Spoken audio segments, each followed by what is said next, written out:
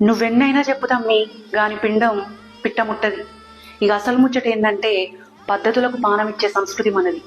గా మధ్యన పిట్ట ముడతలేదు అని సినిమానే వచ్చింది కదా. అట్లనే కొందరి పిండం పిట్ట ముట్టది. ఎట్లా ముడుతుంది? వాని ఇస్తారు నిండా తుణుకలు, గారెలు, బూరెలు 15 రకాలు పెట్టి రా అంటే ముట్టది. అవన్నీ తీసి పైసలేసి చూడు, గప్పుడు కాని పిండం ముడుతుంది. ఇదే సంగతి.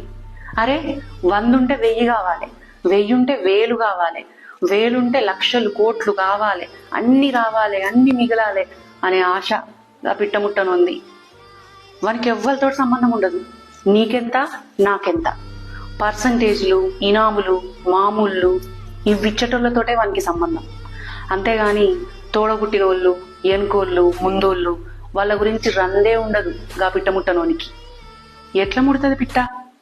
ఎప్పుడు నేను నా పిల్లం పిల్లలు చల్లగుంటే చాలు, ఎవ్వరితోటి సంబంధం లేదు, ఉన్నా అవసరం లేదు.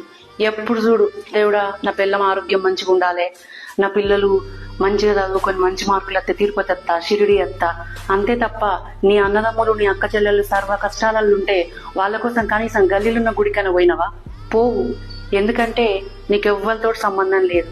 పిల్లం పిల్లలు నువ్వు చల్లగుంటే మనకు గంతే చాలు, ఇంకేం వద్దు.